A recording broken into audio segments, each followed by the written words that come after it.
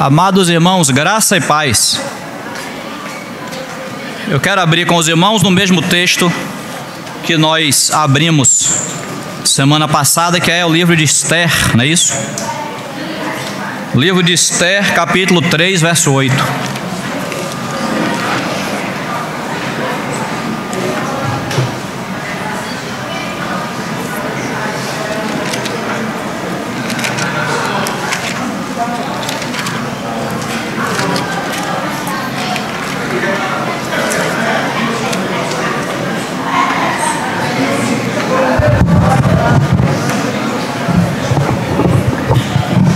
Amém. Esther 3, verso 8. E a gente quer pedir aquela colaboração aos irmãos aí que ainda estão, talvez aqui no subsolo ou lá fora, para que a gente possa começar aqui a reunião, o compartilhar da palavra com o devido silêncio. Amém? Senhor, mais uma vez, nos recomendamos às Tuas preciosas mãos. Obrigado por estarmos na Tua presença, por podermos desfrutar da porção de Cristo que o Senhor reserva para essa reunião. Entregamos nas Tuas mãos, tanto quem fala quanto quem ouve, porque sem Ti nada podemos fazer. Sem Ti não podemos falar, sem Ti não podemos ouvir. Tu és o nosso ambiente, Tu és o nosso provedor, Tu és tudo aquilo que precisamos. Bendito seja o Teu nome.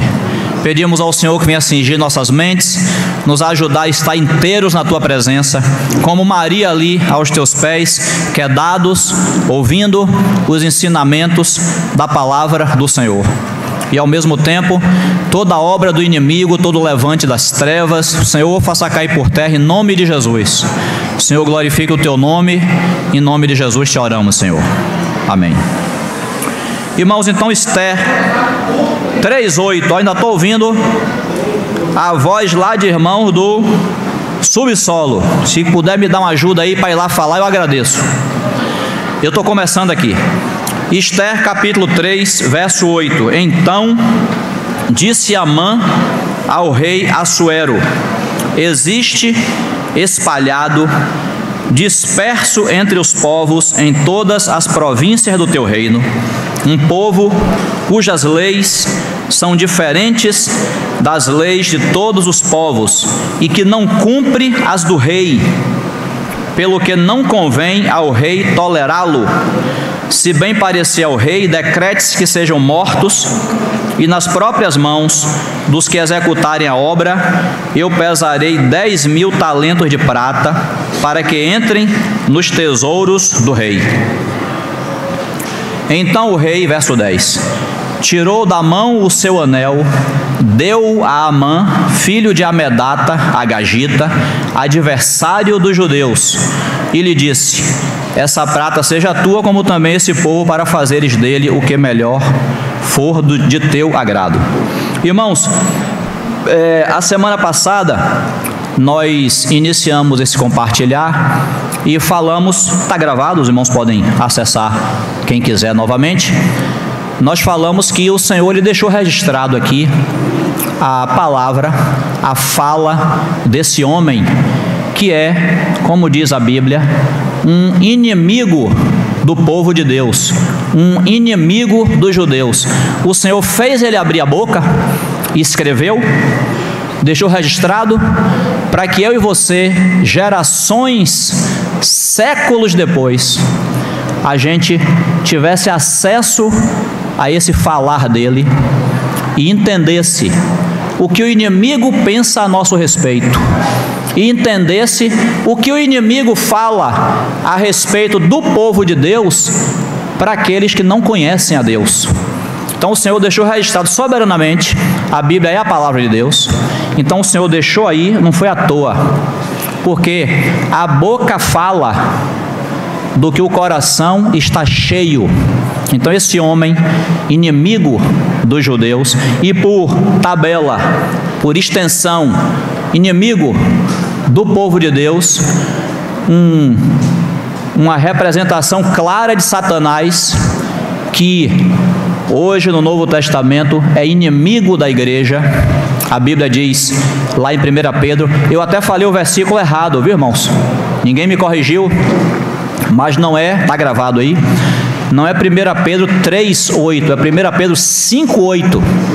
Diz assim: sede sóbrios e vigilantes, o diabo, vosso adversário, anda em derredor, procurando a quem tragar, devorar. Então, nós temos um inimigo comum, que é Satanás. Então, quando nós lemos o registro dessa fala de Amã, lá no Antigo Testamento, nós lembramos logo do nosso adversário presente hoje, que é Satanás. Então, na fala de Amã, o diabo se vê representado, e nós com isso aprendemos o que o inimigo pensa de nós, e mais ainda, aprendemos qual o nosso lugar no plano de Deus, o que Deus fez por nós e como nós devemos nos comportar, viver hoje diante do Senhor, diante desse chamado que Ele nos deu. Nós somos parte do povo de Deus. A igreja está, nós falamos isso a semana passada, a igreja está espalhada entre todos os demais povos. O povo de Deus está espalhado no meio dos outros povos. Deus tem um povo, esse povo é a sua igreja. Atos 20, 28 vai dizer: a qual ele comprou com o seu sangue. Por que é povo de Deus? Porque ele comprou. Nós pertencemos a Deus. Nós podemos ser brasileiros, americanos, sul-africanos, noruegueses, finlandeses.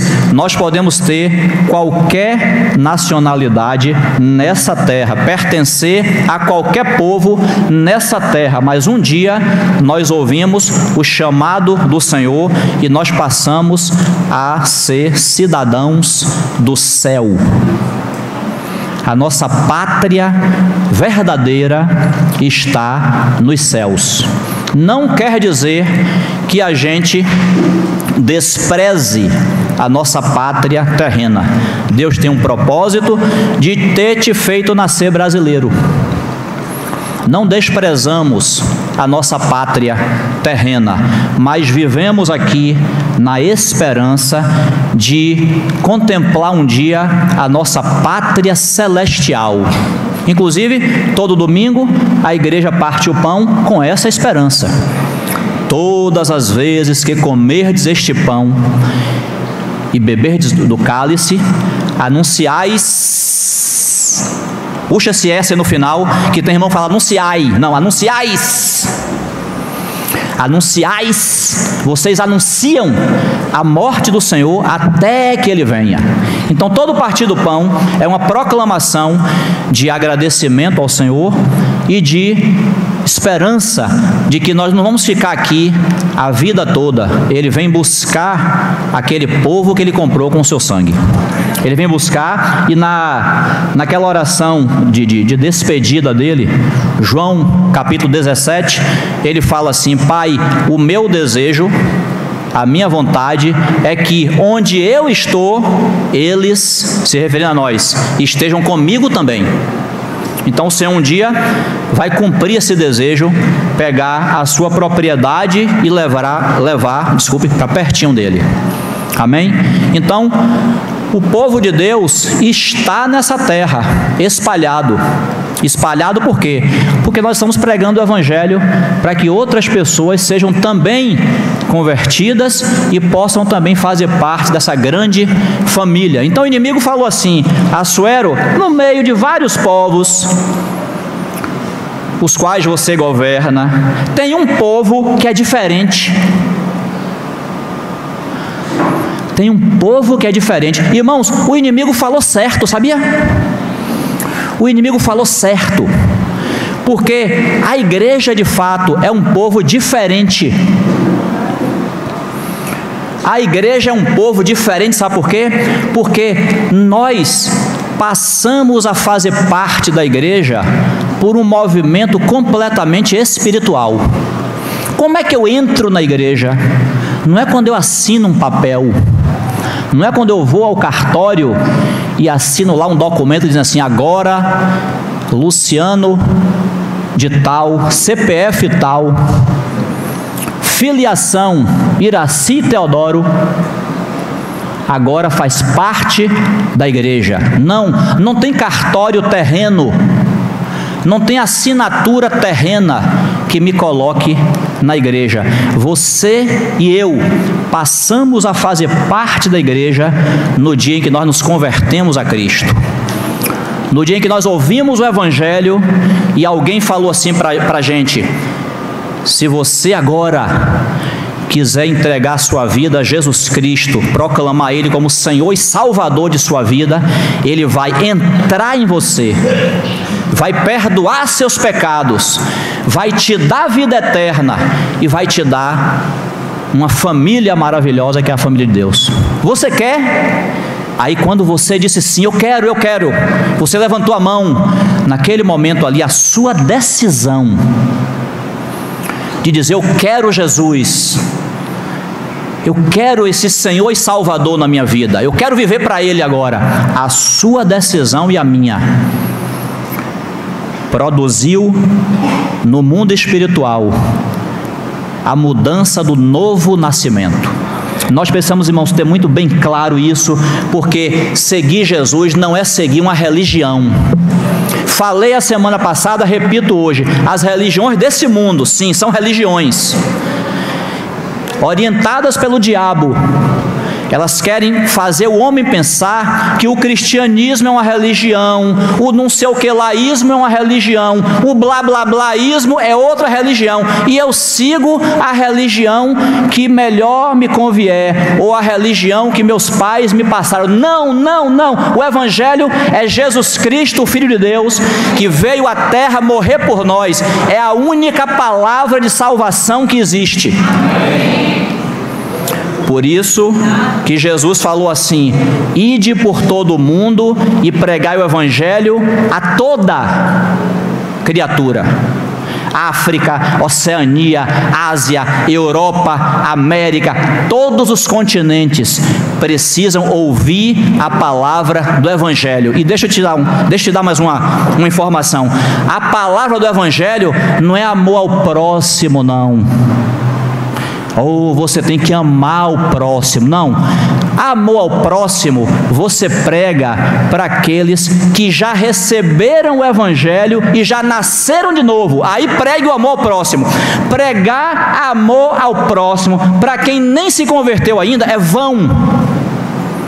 Por que, Luciano, você está falando isso? Porque as pessoas aí fora, muitos, e eu repito, enganadas pelo diabo, estão achando assim, uma parte delas, claro, o que é o Evangelho, o que é submeter ao Evangelho, é que eu tenho que amar meu próximo. Irmão, conversa bonita que não muda a vida de ninguém. Sabe por quê? Porque Jesus não começou a pregação do Evangelho assim, vocês têm que amar o próximo. Não, se arrependam e creiam no Evangelho, se arrependam de seus pecados. Essa foi a pregação de Jesus. Mas tem uma pregação bonitinha aí fora: você tem que amar o próximo, você tem que cuidar do planeta. Não, você tem que se arrepender porque você é pecador. E se você não se arrepender e não crer no Evangelho, você está condenado. O Evangelho é a única tábua de salvação. E isso muda a vida. Houve há um tempo um banco brasileiro que ele divulgou uma série de comerciais com atitudes bonitas, atitudes boas, e o comercial trazia a frase assim, isso muda o mundo. Isso muda o mundo. Não, quem muda o mundo é Jesus Cristo. Quem muda o mundo é o Evangelho de Cristo, sendo recebido na sua essência. Não é que essa conversa mole, eu tenho que amar meu próximo, não. Eu tenho que me arrepender de meus pecados. Eu sou pecador. O que é que o homem precisa fazer para ir para o inferno? Nada. Ele já nasce condenado. Ele já nasce em pecado. Agora, o que é que o homem precisa fazer para sair dessa condição? Vir correndo para Cristo. Eu era um pecador e não tinha prazer em meu coração. É assim, eu não lembrei do resto e não vou cantar, para não cantar besteira. Porém, um certo dia encontrei Jesus, lembrei, que me deu a mão, aleluia. Tá vendo? E ele me disse: se estás cansado, vinde hoje a mim. Eu sou o caminho, ninguém vem ao Pai se não for por mim. Isso muda a vida. Isso muda a vida. Isso muda. Irmãos, por que eu estou falando isso? Porque nós lemos lá em Ezequiel 36, eu não vou repetir, mas está gravado, e você está com a Bíblia na mão, você pode ler depois. O Senhor falou desde o Antigo Testamento que Ele ia colocar o seu Espírito em nós. Foi ou não foi? Por que hoje eu tenho condição, hoje, antes não, por que hoje eu e você temos condições de obedecer a Deus? Porque Ele colocou o seu Espírito em nós. Porque Deus, na sua sabedoria infinita, Ele colocou a sua própria vida em nós. E como nós falamos a semana passada, não bastaria Deus apenas dizer assim: Décio, você precisa cumprir a minha palavra. Não bastaria, irmão. Sabe por quê? Porque a gente sabe que tem que cumprir a palavra de Deus, mas não tem força. A carne está enferma por causa do pecado. O homem, Paulo falou isso lá em Romanos 7, eu quero cumprir a lei de Deus, mas nos meus membros tem uma lei que me puxa para o pecado, que me puxa para desobedecer a lei de Deus. Então Deus, na sua sabedoria, venceu isso como? Nos dando a sua vida. Então a grande diferença, por que esse povo é diferente? Por que o inimigo falou, e falou com razão? Deus arrancou essa confissão da boca dele? Por que esse povo é diferente? Porque tem habitando nele o próprio Espírito de Deus. A prova, eu encontrei uma frase nas redes sociais e divulguei essa frase, porque rede social é para isso, é para servir ao reino de Deus, não é para a gente se envolver com o mundo, não. Salvo engano, de um irmão chamado John Piper, ele falou assim: a prova de que você nasceu de novo não é que você não vai ter mais desejos ruins.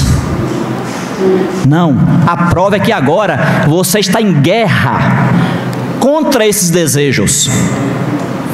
Antigamente você tinha desejos ruins e seguia eles. Agora em Cristo, com a vida de Deus morando em você, vem o desejo ruim e a vida de Deus fala assim: não é para você, meu filho.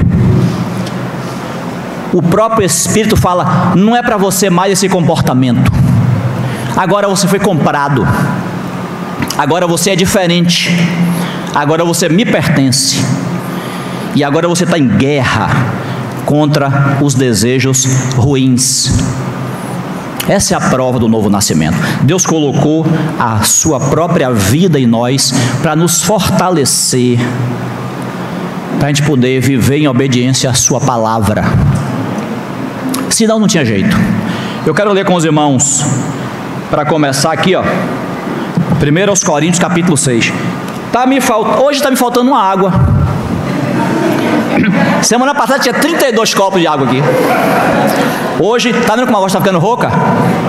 Então, se alguém puder favorecer aí por gentileza. Mas o versículo é 1 Coríntios capítulo 6.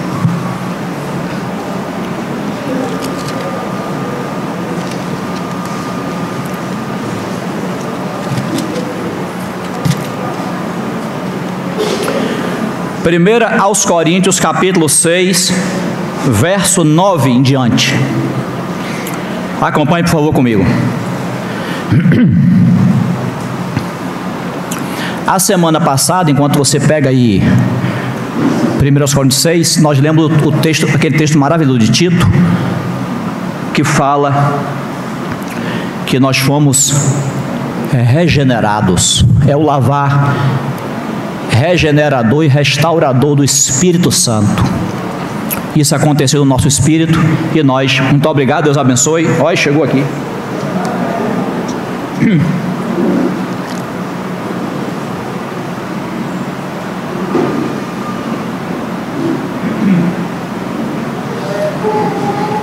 Nós fomos regenerados pelo Espírito Santo no dia em que nos convertemos, nascemos de novo. Aí aqui, ó, 1 aos Coríntios 6, 9 em diante.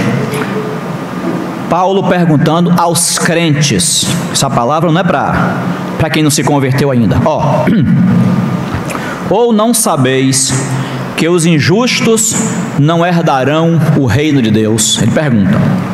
Não vos enganeis. Ele começa a dizer: nem impuros, nem idólatras, nem adúlteros, nem efeminados, nem sodomitas, nem ladrões, nem avarentos, nem bêbados, nem maldizentes, nem roubadores herdarão o reino de Deus. Aí o verso 11 fala assim: tais fostes alguns de vós, mas vós vos lavastes, mas fostes santificados, mas fostes justificados em o nome do Senhor Jesus Cristo e no Espírito do nosso Deus.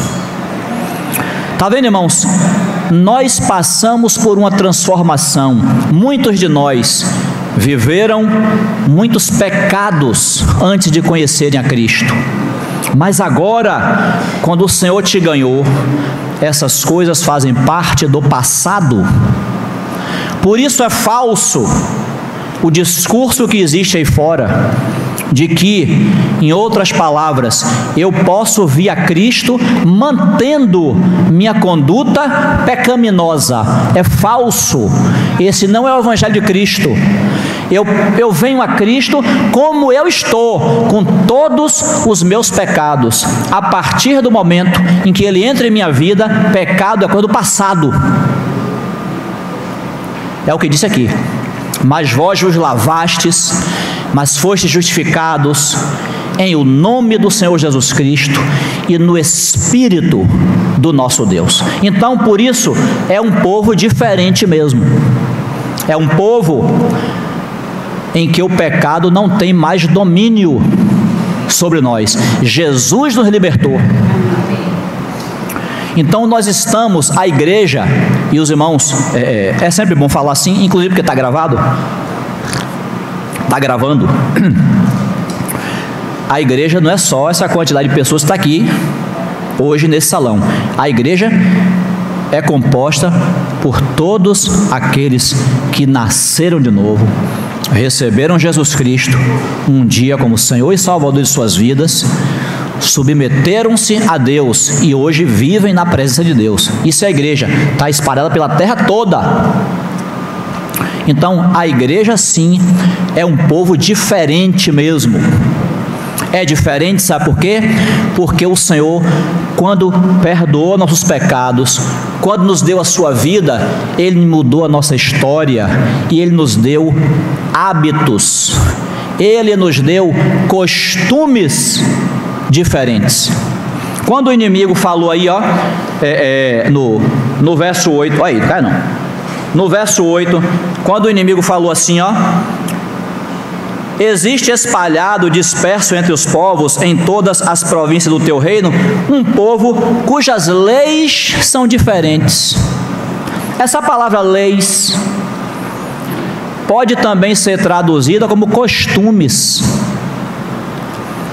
Então, eu e você que estamos na presença do Senhor, nós temos sim costumes diferentes. Eu vou te dar um. Você acorda domingo de manhã e você não está pensando em ir à praia. Você não está pensando em pegar o baba. Você está aliás, não é domingo não, é desde sábado. Você já está pensando que amanhã, você está no sábado lá, amanhã, domingo, 9 horas da manhã, eu estarei junto com meus irmãos. Pode estar o sol maravilhoso que tiver aí fora. Uma capital litorânea como a nossa, essa praia maravilhosa na nossa frente aqui. Mas o nosso costume do primeiro dia da semana é comparecer perante a mesa do Senhor para agradecer pelo que Ele fez por nós. Esse é o nosso costume. Costume, irmão. E se você tiver um costume diferente, e se um costume estiver querendo concorrer com o outro, lembre-se, você tem que entrar em guerra com esse costume. Sabe por quê? Porque quando o Senhor depositou a sua vida em nós, essa vida nos inclina a fazer as coisas que são da sua vontade, da vontade dEle. E Ele quer que no primeiro dia da semana o seu povo esteja reunido em memória dEle. Por acaso isso é pedir muito, irmãos? Isso é pedir muito? A gente passa muitas vezes a semana toda preocupados com o nosso umbigo. É estudo, é trabalho, é família, é não sei o que, é boleto, é blá blá blá. Aí, um dia da semana, a gente vem reunir para poder partir o pão, para lembrar do que o Senhor fez por nós, que aliás foi a coisa mais importante do universo. Se Ele não tivesse feito isso por nós, nós estaríamos eternamente condenados. Então, irmãos, esse costume de reunir em torno da mesa do Senhor é um costume que Ele nos deu. E se tiver qualquer outro costume na tua vida que está sendo mais forte do que esse, acredite, você precisa mudar sua prioridade. Porque a prioridade do crente, Paulo vai dizer isso lá em Timóteo, o objetivo do soldado é o quê? É satisfazer aquele que chamou ele para ser soldado. Então, o seu objetivo e o meu objetivo primordial não é mais agradar a nós mesmos, é agradar aquele que nos comprou. Então, se Ele pediu para que a gente se reúna em torno do nome dEle, e coma do pão e beba do cálice, lembrando do que Ele fez por nós na cruz, esse chamado deve ser primordial para nós. Eu não tenho que ficar pensando se eu vou à reunião domingo ou não. Eu não tenho que decidir se eu vou ou não, eu tenho que vir. Os ímpios, as pessoas que não conhecem a Jesus, estranham o nosso comportamento. Uma vez, não sei se Claudete lembra, a gente estava na casa de uns vizinhos lá, em outro lugar que a gente morava, era um sábado de noite, a gente tinha chegado de alguma coisa da rua, e paramos na casa desse, era um prédio, né? Paramos na casa desse vizinho, conversa, vai, conversa, vem, era um sábado de noite. Final da conversa, a gente falou assim: vou adiantar o lado para dormir cedo, que amanhã também a gente acorda cedo. Aí uma das pessoas presentes falou assim: rapaz, tem que ter um motivo muito grande para me fazer acordar domingo de manhã cedo. Eu falei assim: tem a reunião da igreja. Eu falei para ele: nós vamos para a reunião da igreja. Não completei a frase para não ficar embaraçoso para ele, para mim não. mas a reunião da igreja é um motivo muito grande para eu levantar domingo cedo, para eu nem querer fazer outra coisa, é já levantar naquele sentido. E, irmãos, aproveitando, não é só domingo de manhã, não. A reunião da igreja acontece também durante a semana. E eu e você, acredite nisso, está escrito no seu espírito isso. Está carimbado no seu espírito. Eu e você temos o costume de nos reunir como igreja. Isso quer dizer que as reuniões do grupo caseiro também devem ser nosso costume. Se tiver alguma outra coisa atrapalhando essa reunião, aliás, atrapalhando a nossa frequência a essa reunião, isso deve ser visto com seriedade. Tem uma frase, não vou ler por causa do tempo, vou só citar. É Lucas 4,16, pode anotar aí. Tem uma frasezinha ali que passa quase despercebida por nós quando lemos aquele texto. O texto diz que Jesus foi, segundo o seu costume, à sinagoga. Essa frase, segundo o seu costume, às vezes a gente lê, passa batido, mas o Espírito não deixou de registrar, não. Está lá escrito: Jesus foi à sinagoga segundo o seu costume.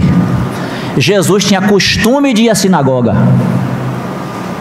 Jesus tinha costume de se reunir. Eu e você também. E tanto deve ser nosso costume, que em Hebreus 10:25, o Espírito Santo falou que existiam irmãos e irmãs naquela época que estavam tendo o costume de deixar de se reunir. Estavam se acostumando ao contrário. Não deixemos de nos reunir como igreja, segundo o costume de alguns. Não está lá escrito isso? Ou seja, lá na época em que foi escrita a carta aos Hebreus, já tinham irmãos e irmãs. Não está dizendo que eles tinham dificuldade de reunir, não. Está dizendo que eles se acostumaram a não reunir. E deixa eu te dizer, a carne, ela está pronta, mas muito pronta, para poder eleger esse costume. Que costume? Costume de não reunir. Irmãos, a carne, ela está pronta. Se você disser assim: hoje eu não vou para a reunião porque eu estou cansado, vai aparecer qualquer outra coisa para confirmar, para ratificar o motivo de você ficar em casa. É por isso que é sábia essa palavra do irmão. Você pode ter desejos ruins. Não ir à reunião é um desejo ruim, mas você nasceu de novo. Eu também. Você tem o Espírito Santo. Então agora, irmão, irmã, você tem que entrar em guerra contra esse desejo. Tem alguma dificuldade? Vamos procurar resolver? A reunião é longe, não tem um transporte. Vamos, bora ajudar o irmão, bora dar uma carona, bora fazer um pix para ele. Não posso ir andando, bora providenciar uma carona, um carro, uma moto, sei lá. Mas bora atacar esse mau costume. Irmão, deixa eu dizer, se as reuniões da igreja não fossem importantes, o Senhor não teria dado essa advertência. Não deixemos de congregar-nos, não deixemos de nos reunir como igreja, segundo o costume de alguns. Antes, façamos admoestações. Admoestações, você sabe o que é? Admoestações são advertências. Toda vez que eu falo desse versículo, eu lembro desse tema. Admoestação não é exortação. Exortação é algo, é encorajamento. É você dizer, irmão, não falte a reunião, não, bora, eu vou com você, eu vou lá te buscar, bora, reunir é nossa necessidade. Isso é uma exortação. Mas não é isso que o versículo está dizendo. Ele está dizendo, façamos admoestações. Admoestação é advertência, é aviso, é dizer, irmão, você está faltando a reunião, talvez não haja um motivo forte para isso, então cuidado, você vai faltar a reunião hoje, você vai enfraquecer e você vai morrer. Isso é uma advertência. Às vezes, já falei isso aqui, já falei em outras ocasiões e quero repetir. Irmãos, as reuniões da igreja são parte dos meios de graça, que, como o irmão Watchman falou, que o Senhor nos deu para a gente poder se fortalecer. Então, mesmo que você não esteja vendo sentido, a reunião está sem graça, a reunião, cantou aquele hino que eu não gostei. Eu cheguei na reunião, o irmão me olhou de cara feia. Irmão, seja o que for que esteja acontecendo, coloque na sua mente, se arme com o seguinte pensamento: Deus me deu, então é importante. Mesmo que eu não esteja vendo a importância, mas é importante, porque Deus considera importante. Então, mesmo que eu não esteja vendo sentido, mas eu vou. Mesmo que esteja sendo até incômodo para mim, mas eu vou. E lá, o Senhor vai me falar, o Senhor vai me fortalecer. Quem disse a você? Quem disse a você? Os nutricionistas de plantão aí, me ajudem.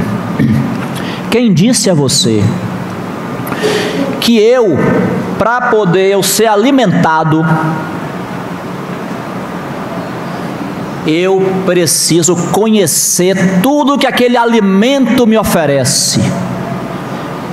Quem disse a você que para eu absorver o ferro que está no feijão, eu tenho que saber que o feijão tem ferro?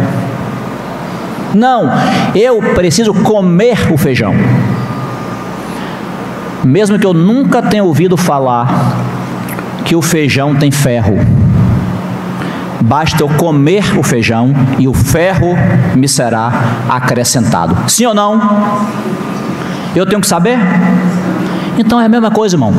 Você veio reunir junto com os irmãos na presença de Deus. Aqui você é abençoado com tudo que Ele nos permitir aqui. Eu estava ali vendo as crianças. Como é o nome da filha de Nilson? Ali estava Alice e Estela. A gente aqui louvando ao Senhor e elas ali dançando também. Irmão, não sabe nem o que está dizendo o hino. Isso ela tem 2 anos. A Alice tem que idade? 2 também, Ismar está dizendo. Irmão, está ali, não sabe, mas não tem problema, deixa ali, está diante de Deus, está recebendo os nutrientes da reunião da igreja. Deixa ali, deixa dançar, deixa ficar à vontade. É melhor estar aqui do que estar em outro ambiente disperso. Deixa as crianças aqui conosco, desfrutando, não sabe nem o que está se passando, mas lá adiante o Senhor vai usar, lá adiante serão abençoadas. Acontece com elas, acontece comigo, com você também. Por isso, não deixemos, não tenhamos o costume de deixar de reunir. Reunir, eu preciso. a frase que eu ia falar, que eu disse que já tinha falado antes, é essa agora. Nós temos um mau costume, deixa eu falar para os irmãos. Nós temos um mau costume, eu já ouvi algumas vezes isso, de dizer assim, ó, porque minha vida está muito corrida, é trabalho, casa, faculdade, reunião. Eu escuto essa lista e escuto bem até a terceira coisa, mas a quarta eu me espanto. Para mim, a quarta não deveria fazer parte dessa lista. Não deveríamos colocar reunião nessa lista, porque reunião da igreja é celestial. Trabalho, casa e faculdade e outras atividades vão cessar quando a gente sair dessa terra. Mas reunião da igreja é preparação para a minha vida na eternidade. Então, irmãos, se você aceitar o meu conselho, eu vou te dar: tire a reunião dessa lista. Sua vida está uma rotina, beleza, você trabalha, você estuda, você, sei lá, que outra atividade você faz, pronto. Agora, reunião é algo que você precisa. Se você deixar de reunir, você enfraquece e morre. Então, nós devemos cultivar esse santo costume. Deve ser costume nosso, corriqueiro, inclusive até para delinear nossa vida aí fora. Se eu tenho reunião, no nosso caso aqui, outras comunidades, outros irmãos podem ter dias diferentes, mas no nosso caso aqui, a gente reúne domingo para partir o pão. São 2 reuniões domingo, né? Partir do pão primeira, aí depois tem o intervalo, tem a segunda reunião, que é de Ministério da Palavra. Durante a semana, os grupos caseiros têm mais 2 dias, um dia para reunião de oração e outro dia para exercício dos dons, não é assim? No nosso caso, domingo e mais 2 dias na semana. Irmão, por que? É uma pergunta que tem que fazer.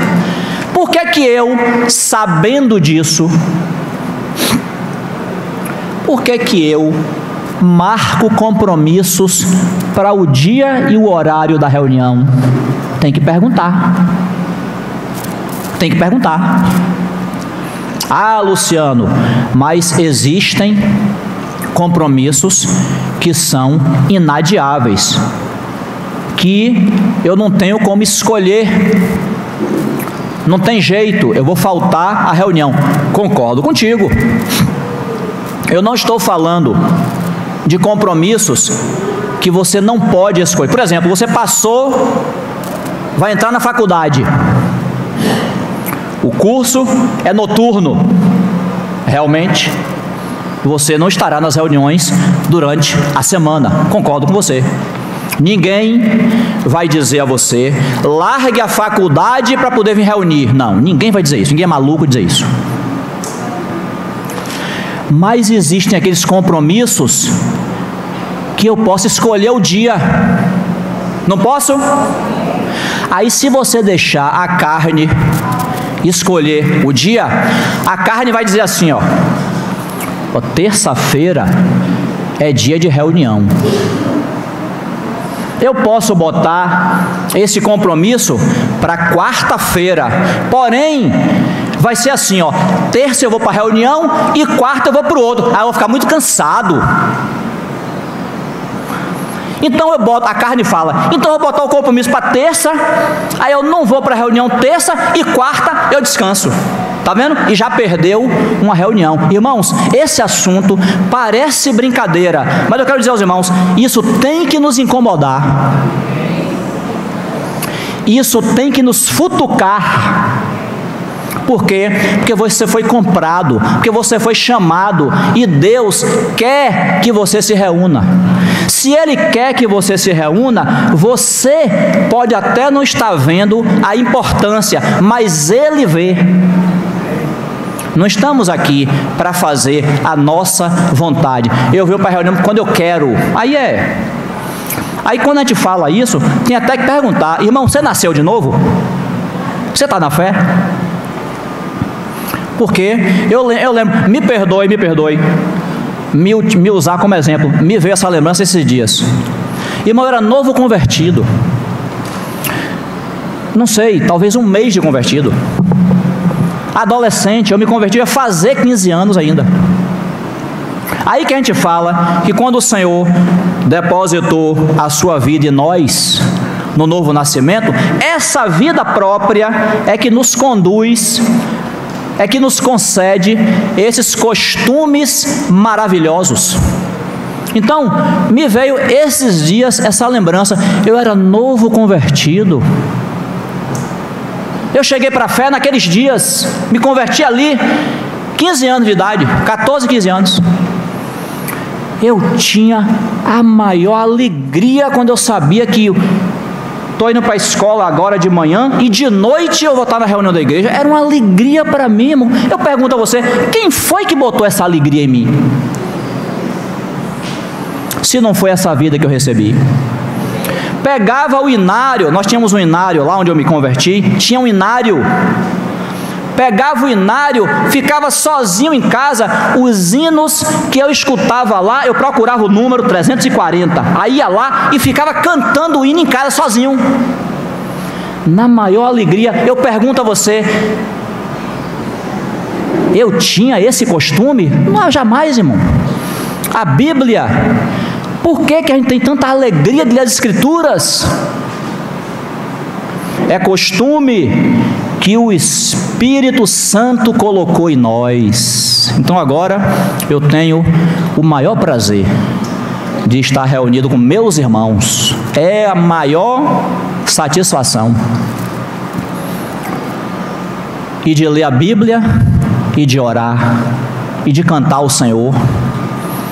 Tudo isso é costume santo que essa vida santa nos deu. Eu não tinha. Os ímpios, aqueles que não conhecem ao Senhor ainda, eles estranham isso. Como é que esse povo fica encafifado, reunido em torno de um livro, cantando, a vida tão difícil, o povo cantando? Mas é verdade, eles estranham porque eles não têm a vida que nós temos. O dia que eles se converterem, eles vão ter essa vida e vão: agora eu entendo porque você tinha tanta alegria de ir para a reunião da igreja. Agora eu entendo porque a Bíblia é tão importante para você. Por quê? Porque ele vai receber a mesma vida que nós recebemos. Inclusive, irmãos, essa palavra nós lemos semana passada, né? 1 Pedro 2,9, que fala assim, que nós somos sacerdócio real, nação santa, povo de propriedade exclusiva de Deus, não é assim? Mas veja, nós somos tudo isso. E essa palavra, quando a Bíblia fala o que nós somos em Cristo, não é em nós mesmos, é em Cristo. Quando a gente vem para Cristo, a gente passa a ser tudo isso, né? Essa palavra, por um lado, a gente louva ao Senhor porque Ele nos deu toda essa bênção em Cristo Jesus. Antes eu não tinha, agora em Cristo eu tenho. Amém. Essa palavra, ela deve produzir duas coisas, pelo menos em nós. A primeira, um senso de responsabilidade. Se eu tenho tudo isso, então eu tenho que viver uma vida digna de tudo isso que o Senhor fez por mim. Agora eu faço parte da família real.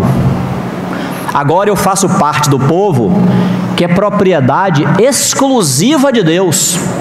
Está vendo? Então, isso não é para me orgulhar, não. Isso é para dizer assim, então eu tenho que ter uma vida condizente com esse chamado que eu recebi. Nunca mais eu acompanhei, mas os irmãos sabem, a família real da Inglaterra. A Inglaterra é uma monarquia, né? E tem lá a família real. Tudo que aquele povo faz, a população inteira presta atenção. É ou não é? Sai da imprensa: o príncipe fulano de tal foi jogar golfe com os seus filhos. Ora, todo mundo vai jogar golfe lá, ninguém não sai no jornal, mas se a família real, se o povo lá que é daquela família sair para ir para a praia, sai no jornal no outro dia. Ontem o príncipe não sei o que mais lá estava na praia, ainda diz a vestimenta. O que é que isso nos ensina? Primeiro que eles estão sendo observados, né? Estão sendo observados. Olha, irmão, aconteceu isso comigo e com você, viu? O dia em que você disse sim para Jesus, aquele ditado assim, ó: quem cuida de minha vida sou eu. Aquilo ali acabou, viu? Porque você vai ter 3.500 pessoas para cuidar de sua vida também. 3.500 por segundo. Porque o crente, ele é observado. Todo mundo pode fazer o que foi fora, mas se o crente deslizar, olha, o crente mentiu, o crente falou palavrão, todo mundo sai no jornal do outro dia. Isso é positivo, sabia? Isso quer dizer que, em outras palavras, eles estão admitindo que você é diferente deles, que eles podem dar palavrão, que eles podem viver em devassidão, em imoralidade. Você não, você é de Jesus agora. Então essa palavra de sermos da família real, ela tem que trazer responsabilidade para eu saber, ó, agora eu sou nova criatura, as coisas velhas já passaram, eu não tenho que ter a mesma conduta que as pessoas aí fora têm. Eu sou diferente, eu não sou melhor, mas eu sou diferente. Eu torço por Bahia, eu torço por Vitória, mas eu não me descabelo, não acabo porque perdeu o time. Não falto a reunião porque vai ter jogo do meu time. Tem que falar, irmão, tem que falar. Tem que falar para poder dizer qual é a prioridade da nossa vida. Pode estar jogando quem for lá, meu irmão. Eu vi um irmão dando testemunho, ele está aqui presente, não vou dizer o nome dele não. Ele falou que ele se converteu no meio de uma Copa do Mundo. E o Brasil ia bem nessa Copa. Mas ele falou que no dia que ele se converteu, rapaz, a vida de Deus entrou nele e é como se não existisse Copa. Ou seja, Jesus passou a ser o ambiente dele. Ele não via mais nada, só Jesus na frente dele, acabou. Mas o povo aí fora estava envolvido na Copa do Mundo. É um exemplo muito bom, muito claro do que acontece em nossa vida. Nossa prioridade passa a ser o Senhor agora. Então, você pode torcer para o Bahia? Pode. Pode torcer para o Vitória? Pode. Para o São Paulo? Pode. Agora, irmão, seja o que for que você estiver fazendo, você é diferente. Porque você tem uma vida em você que os outros aí fora não têm. Então, qualquer coisa que nós façamos, tá vendo? Essa vida, essa realeza, nós somos da família real, mas essa realeza nos traz responsabilidade. Eu não posso fazer, por isso que eu falei, aquele ditado, quem cuida de minha vida sou eu. Não, irmão, tem coisa que você vai ter vontade de fazer e não vai fazer, sabe por quê? Para os outros aí fora não falarem mal do Evangelho. Mas eu quero fazer, negue-se a si mesmo. A porta de entrada do Evangelho, negue-se a si mesmo. Vou dar um exemplo, vai ficar gravado aí, mas não tem problema. É um exemplo da nossa cidade. Cerveja.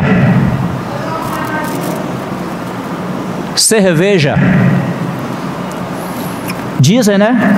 Dizem não, é correto falar. Guaraná Antártica, não estou fazendo propaganda não, viu? Guaraná Antártica parece com cerveja no copo. Parece mesmo, né? Eu não bebo refri, viu? Quiser pegar o exemplo, fica à vontade. Não bebo refri, mas vou citar o exemplo comigo. Eu estou com um copo de refrigerante Antártica. E eu sei que ele parece com cerveja.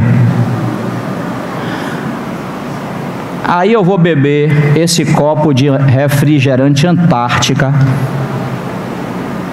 na rua, no meio dos vizinhos? Não. Onde é que está escrito isso, Luciano? Em lugar nenhum. Mas eu sei duas coisas. Eu não sou inocente. Eu tô aí fora, eu vejo os comentários. Eu sei primeiro que esse refri no copo, ele parece com uma cerveja. E segundo, eu sei que as pessoas aí fora dizem: crente não bebe cerveja. Se eles encontrarem um crente bebendo cerveja aí, vai ser um escândalo para eles. Vai ou não vai? Então, eu posso até gostar de refri Antártica. Posso até gostar. Vou beber dentro de minha casa sem ninguém ver, para não levantar suspeita e ninguém dizer assim: ó, passei ali e vi o crente bebendo, tomando uma. Hein? Aparência do mal. Mas não é o mal, mas é a aparência do mal. Ninguém tem nada a ver com minha vida. Tem. Se você for fazer, qualquer coisa que levante suspeita, não faça. Mas não foi minha intenção. Não importa, irmão. Quem vê intenção é só Deus. O homem vê o que está na frente. Daqui que você explique que Chico não é Francisco. O mau testemunho já foi dado. Então essa coisa de ser família real, povo de propriedade exclusiva de Deus, traz responsabilidade. Não é tudo que o crente pode fazer. É isso mesmo, ótimo. Você vive debaixo de restrição. Amém. Restrição que Ele deu. Romanos 14. Se o comer carne escandaliza meu irmão, o que é que eu faço? Meu irmão que se lixe, saia da minha presença. Tapa o olho. Não. Se o comer carne ou fazer qualquer outra coisa escandaliza meu irmão, eu não vou comer carne. Foi isso que Paulo disse? Está escrito. Está escrito. Então, existem coisas na vida cristã que você pode até fazer. Você pode até fazer, mas você deixa de fazer. Você nega a si mesmo. Por quê? Porque estão te observando, porque vai dar uma outra impressão. Pode trazer um prejuízo para o Evangelho de Cristo. E Paulo, irmãos, vai dizer lá em 1 Coríntios capítulo 9, ele diz assim, ó: tudo faço por causa do Evangelho. Tudo faço. Ou seja, se era para fazer uma coisa, Paulo fazia. Se era para deixar de fazer uma coisa, Paulo deixava de fazer. Por quê? Porque o objetivo dele era espalhar o Evangelho de Cristo e não a minha personalidade. Mas eu gosto disso, eu vou fazer porque eu gosto. Irmão, se eu gostar diante do gostar de quem te chamou, é segundo plano. Você pode até gostar, mas muitas vezes você vai deixar de fazer, vai negar a si mesmo. Por quê? Porque vai dar uma outra impressão. Então, primeira coisa que essa palavra maravilhosa nos traz é responsabilidade. Tem um versículo famoso que é Efésios capítulo 4, verso 1 em diante, que diz assim, ó: rogo-vos, irmãos, que andeis de qualquer jeito. Não. rogo-vos, irmãos, que andeis, de modo muito digno. De quê? Da vocação a que fostes chamados. Está vendo? Ande de maneira que o seu andar glorifique esse chamado maravilhoso que você recebeu. Rogo-vos, irmãos, que andeis de modo muito digno da vocação a que fostes chamados. As pessoas aí fora não atenderam ainda a esse chamado, então elas vivem de qualquer jeito. Elas satisfazem ao desejo da carne, ao pecado. Você não. Eu não. Nós temos um outro andar, porque nós recebemos esse chamado do Senhor. Então, primeira coisa, essa palavra não é para orgulhar a gente, é para glorificar a Deus e também dizer: eu tenho um andar, eu não sou melhor do que as pessoas aí fora, mas eu tenho um andar que deve ser diferente. E a segunda coisa que essa palavra nos traz, para finalizar, e vou ter que concluir no domingo que vem, se eu permitir, porque já se aproxima de meio-dia, essa eu quero ler com você para finalizar. Êxodo 23, leia aí comigo, por gentileza.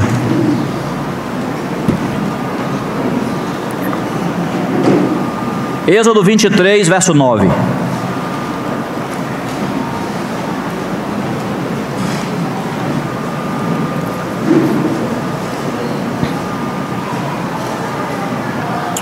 Posso ler? Essa é para finalizar. Êxodo 23, verso 9. Também o Senhor aí está dando instruções para Israel, não é assim? Então fala assim: também não oprimirás o forasteiro, pois vós conheceis o coração do forasteiro, visto que fostes forasteiros na terra do Egito.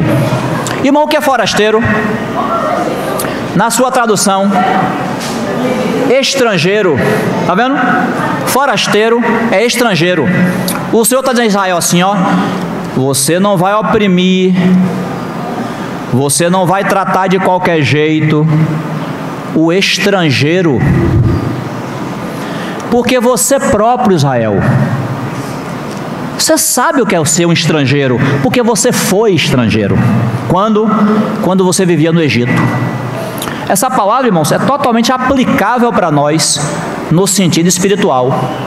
Você não vai tratar mal, porque você recebeu esse chamado maravilhoso do Senhor, você não vai tratar mal as pessoas que não conhecem o Senhor ainda. Sabe por quê? Porque você já esteve do lado delas. Você já esteve do outro lado, você sabe o que é viver em trevas, como elas vivem atualmente. Você sabe o que é ouvir o Evangelho e desprezar. Você sabe o que é viver em pecado. Então você já esteve do outro lado. Agora, pela misericórdia de Deus, você está em Cristo. Então, você não vai agir como se agora você fosse o santo maravilhoso. Não, é com compaixão mesmo. É com compaixão.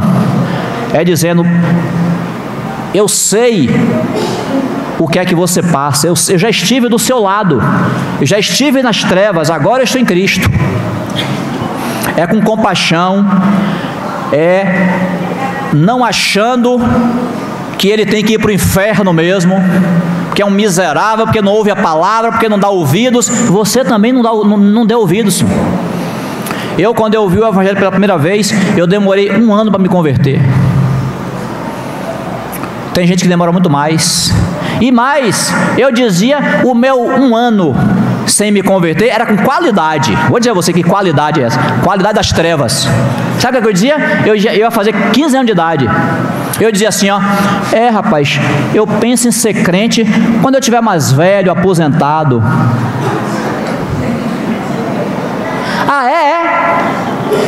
Imagino o Senhor, na sua paciência, na sua bondade, falando assim: Luciano, você quer me oferecer só o bagaço, né? Quando tiver com artrite, artrose, miopia e etc, que nem levantar da cama, agora eu quero ser crente, ó. O Senhor falou assim: não, você vem agora, meu filho. Adolescência, passei minha adolescência com Cristo, tem que encher a boca para dizer isso. Nosso melhor será para ti, nosso vigor para te servir, e os melhores dias da nossa vida te ofertamos, ó Senhor, num compromisso de amor. Somos teus servos, tu és o nosso Senhor. É o que diz o hino. Então, a gente olha para as pessoas aí fora, realmente você se ira às vezes com a intensidade do pecado, mas lembre sempre, ore pelas pessoas que ainda não se converteram, ore para o Senhor alcançar o coração delas, como alcançou o teu, que você também não é nenhuma flor que se cheire, não. Então você conhece o coração do estrangeiro, você já foi estrangeiro. Isso vai nos conduzir em humildade, para dizer: eu sei o que é estar do outro lado. Então eu oro. Irmão, o próximo assunto que vai ficar para o próximo domingo é um assunto que bem se aplica a isso aqui. O inimigo falou que esse povo também não se submete às leis do rei. O que eu já vi de gente, e acho que até crente no meio, falando com essa intensidade das nossas autoridades. Se não se arrepender, vai ter que dar conta. Porque fala do cego como se ele próprio, na sua essência, não fosse cego. Então Deus tenha misericórdia de nós. Mas o horário já não permite, então vai ficar, eu não sabia que ia ficar, vai ficar próximo domingo, se o Senhor permitir. Agradecemos, Senhor, mais uma vez por estarmos expostos à Tua palavra. O Senhor disse que a palavra que sai da Tua boca não voltará vazia, antes cumprirá o que apraz ao Senhor. Por isso pedimos a Ti humildemente que venha aplicar a Tua palavra aos nossos corações, e que o Senhor mesmo continue nos guardando em Ti. Louvado seja o Teu nome.